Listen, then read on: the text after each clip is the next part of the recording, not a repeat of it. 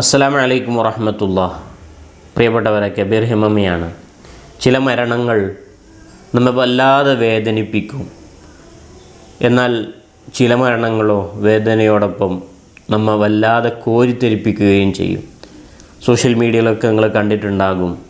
സുഹൈല ഹാദി എന്ന പ്രിയപ്പെട്ട ഒരു സഹോദരി ഉംറക്കായിട്ട് മക്കയിൽ ചെന്ന് തവാഫ് കഴിഞ്ഞ് 2 ഉംറകൾ കഴിഞ്ഞ് 3-ാമത്തെ ഉംറയിലെ തവാഫ് കഴിഞ്ഞ് മഖാം ഇബ്രാഹീമിൽ നിസ്കരിച്ച് ഹജറുൽ അസ്വദ് മുത്താനുള്ള ഭാഗ്യം ലഭിച്ച് ശേഷം തൻ്റെ കൂടെ വന്ന എല്ലാ സ്ത്രീകളെ ഒരുമിച്ച് കൂട്ടി അള്ളാഹുവിലേക്ക് കൈകൾ ഉയർത്തി പൊട്ടിക്കരയുന്ന നിമിഷം കുഴഞ്ഞു വീണ് മരിച്ച വാർത്ത കേട്ട് വല്ലാതെയങ്ങ് വേദനയോടൊപ്പം മാനസികമായിട്ട് എന്തൊരു ഭാഗ്യവതിയാണ് സുഹൈല ഹാദിയ എന്ന് മനസ്സുകൊണ്ടിങ്ങനെ പറഞ്ഞുകൊണ്ടിരിക്കുകയാണ്. പ്രിയപ്പെട്ടവരെ, ഏക വിഷമമെന്ന് പറയുന്നത് ആ പ്രിയപ്പെട്ടവരുടെ 2 പിഞ്ചു മക്കളുടെ മുഖങ്ങൾ കാണുമ്പോഴാണ്.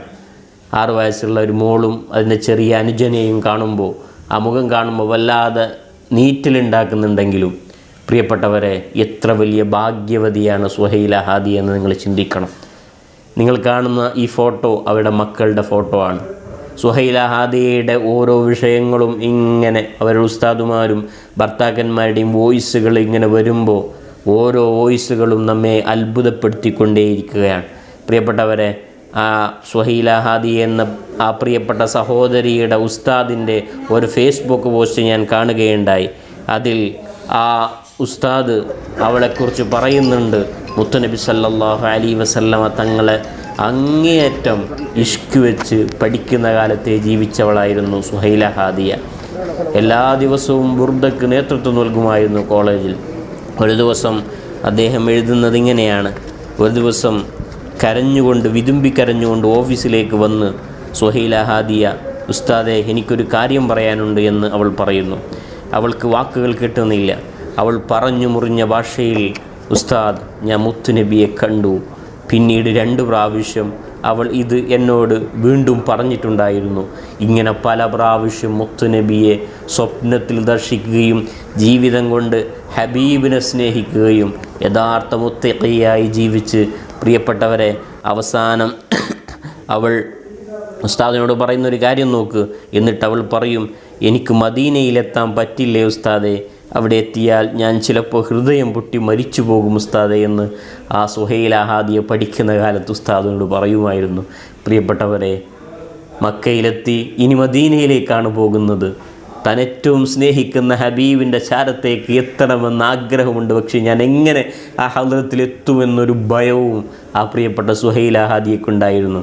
പക്ഷേ മദീനയിലെത്തും മുമ്പ് ഹറമിൽ മതാഫിൽ കോടിക്കണക്കിന് നല്ല മനുഷ്യർ ഇരുന്ന് പ്രാർത്ഥിച്ചു നിസ്കരിച്ച മതാഫിൽ കുഴഞ്ഞു വീണ് മരിച്ചു എന്ന ഒരു വാർത്ത കേൾക്കുമ്പോൾ എത്ര വലിയ ഭാഗ്യവതിയാണ് സുഹൈല ഹാദി എന്ന ആ പ്രിയപ്പെട്ടവൾ. സഹോദരന്മാരെ, ഒരുപാട് അത്ഭുതങ്ങൾ ഈ മരണത്തിലുണ്ട്, ഒരുപാട് അത്ഭുതങ്ങൾ. കാരണം ഈ സുഹൈല ഹാദിയ എന്ന ഈ പ്രിയപ്പെട്ട സഹോദരി തൻ്റെ മരണം ഇവിടെയാണെന്ന് ഉറപ്പിച്ചിട്ടായിരുന്നു ഉംറയിലെ ജീവിതങ്ങളെന്ന് പറയുന്നുണ്ട്. തൻ്റെ മക്കളെ വിളിച്ച്, മൂത്ത മകൾ 6 വയസ്സുള്ള മകളെ വിളിച്ചുകൊണ്ട് എങ്ങനെയാണ് ബാത്റൂമിൽ പോകുക എന്നൊക്കെ പഠിപ്പിച്ചു കൊടുക്കുന്നു. അതുമാത്രമല്ല, കുഞ്ഞഞ്ജനെ എങ്ങനെ കുളിപ്പിക്കണമെന്ന് ഉംറക്ക് വന്ന സമയത്തും മക്കയിൽ വെച്ച് റൂമിൽ വെച്ച് പഠിപ്പിച്ചു കൊടുക്കുന്നു. എന്നിട്ട് അവസാനം ഉംറക്ക് പോകുമ്പോൾ ആ മക്കളോട് പറഞ്ഞു, ചിലപ്പോൾ ഉമ്മ തിരിച്ചു വരുമെന്ന് ഉറപ്പില്ല മക്കളെ എന്ന് പറഞ്ഞിട്ടാണ് സുഹൈല ഹാദി എന്ന പ്രിയപ്പെട്ടവൾ സഹോദരന്മാരെ ഉംറക്ക് വേണ്ടി ഖിബ്ലയെ ലക്ഷ്യം വെച്ചുകൊണ്ട്, കഅബയെ ലക്ഷ്യം വെച്ചുകൊണ്ട് യാത്ര പോകുന്നത്. ആ യാത്രയിലാണ് ആ തവാഫ് കഴിഞ്ഞ് സുഹൈല ഹാദിയെ കുഴഞ്ഞു വീണ് മരിക്കുന്നത്. ഞാൻ അവരുടെ വോയിസ് അദ്ദേഹത്തിൻ്റെ ആ സ്ത്രീയുടെ ഭർത്താവിൻ്റേതാണെന്ന് തോന്നുന്നു. വോയിസ് കേട്ടപ്പോൾ വല്ലാതെ മനസ്സങ്ങ് പൊട്ടിപ്പോയി. നിങ്ങൾ ആ വോയിസ് ഒന്ന് കേട്ടതിന് ശേഷം നമുക്ക് വിഷയം സംസാരിക്കാം. വലൈക്കും അസ്സലാം വറഹ്മത്തുള്ളാഹി.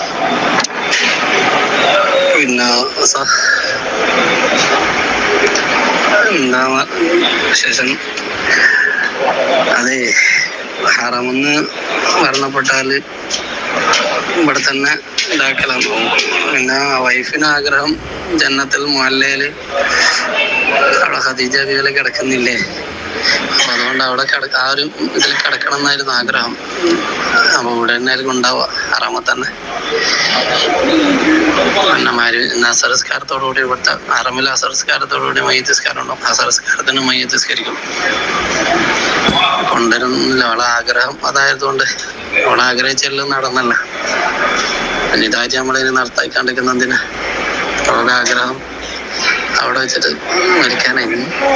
എല്ലാം അതുപോലെ ആയി. 2 ഉംറ ചെയ്തു. 3ാമത്തെ ഉംറ തവാഫ് ചെയ്തു. ഹജറുൽ അസ്വദ് ചുംബിച്ചു. മഖാം ഇബ്രാഹിം നിസ്കരിച്ചു. അതിനുശേഷം അവളെ കൂടെയുള്ള പെണ്ണുങ്ങളെല്ലാം വിളിച്ചിരുത്തി ദുആ ചെയ്ത് ദുആയോടുകൂടി എന്തായി, ഓള് നമ്മളെ വിട്ടുപോയി. അവളാദ്യേ എല്ലാം തീരുമാനിച്ചതാ. മകളോടെല്ലാം, മൂത്ത മോളോട്, അതായത് 6 വയസ്സ് മോളോട് 4 വയസ്സുള്ള മോന കുളിക്കാൻ, അതല്ല അത് കുളിക്കേണ്ടത് എങ്ങനെയാ, കുളിച്ചു കൊടുക്കേണ്ടത് എങ്ങനെയാണെന്നെല്ലാം പഠിപ്പിച്ചു കൊടുത്ത് 2 ദിവസമായിട്ട്. ബാത്റൂം പോയാൽ എങ്ങനെയാ കഴിയേണ്ടതെല്ലാം പഠിപ്പിച്ചു കൊടുത്ത് എല്ലാം സെറ്റാക്കിയിട്ട് ഇനി മോനെ നോക്കേണ്ടതെല്ലാം പറഞ്ഞ് എന്നാലും ഉംറക്ക് പോകുമ്പോൾ മക്കളെ കെട്ടിപ്പിടിച്ച് ഉമ്മ വെച്ച് ഇനി വരുമോന്ന് അറിയില്ലല്ല എന്ന് വരെ പറഞ്ഞിട്ടാണ് പോയത്. അതുകൊണ്ട് ഇവിടെ തന്നെ ആയിരിക്കും നടക്കുക. വല്ലാത്തൊരു അത്ഭുതം നിറഞ്ഞൊരു മരണമായിരുന്നു എന്ന് നമുക്ക് പറയാം. ജീവിതത്തിൽ ഏറ്റവും കൂടുതൽ ആഗ്രഹിച്ചത് ഖദീജുമ്മ മരണപ്പെട്ട് കിടക്കുന്ന ജന്നത്തുൽ മുഅല്ലയിൽ എനിക്കൊരിടം കിട്ടണമെന്ന് ഏറ്റവും കൂടുതൽ ആഗ്രഹിച്ച ഒരു സ്ത്രീയായിരുന്നു സുഹൈല ഹാദിയ. പ്രിയപ്പെട്ടവർ, നിങ്ങളൊരു അത്ഭുതം കേൾക്കണോ?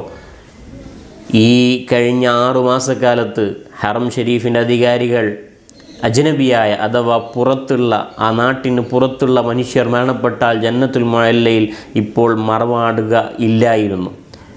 അതേ സ്ഥിതിയിൽ തുടർന്നുകൊണ്ടിരുന്ന അവസ്ഥയിലാണ് സുഹൈല ഹാദിയ മരണപ്പെടുന്നത്. അങ്ങനെ ആദ്യ സമയത്ത് അവിടെ മറമാടാനുള്ള തീരുമാനങ്ങളൊന്നും അവരുടെ ഭാഗത്തുനിന്നുണ്ടായിരുന്നില്ല.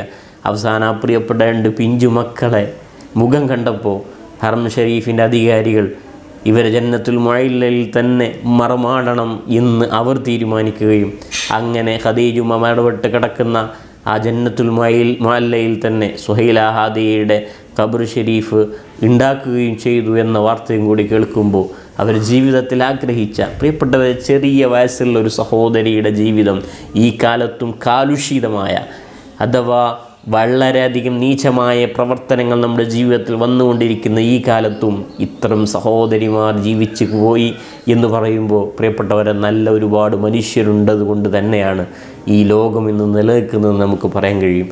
അങ്ങനെ അതേ ജന്നത്തുൽ മുഅല്ലയിൽ അള്ളാഹു അവർക്ക് സ്ഥാനം നൽകിയെന്ന് പറയുമ്പോൾ എത്ര വലിയ ഭാഗ്യവതിയാണ്.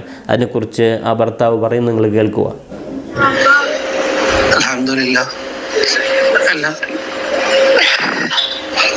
ഓളെ സുഹൈലയുടെ ആഗ്രഹം പോലെ തന്നെ ആർക്കും ജന്നത്തുൽ മുഅല്ലയിൽ ഇപ്പൊ കൊടുക്കലില്ല എന്നാ പറഞ്ഞിട്ട് 6 മാസത്തോളായിട്ട് അജ്നബികൾക്ക് ആർക്കും കൊടുക്കലില്ല അവിടെ ഖബറടക്കാറ്. പക്ഷെ മുഹമ്മദിന്റെ ഷാദിന്റെ മുഖം കണ്ടപ്പോ ഓരെണ്ണ പറഞ്ഞിങ്ങോട്ട് ജന്നത്തുൽ മുഅല്ലയിൽ ഖബറടക്കം ഓളാഗ്രഹം അതറിഞ്ഞായിരുന്നു.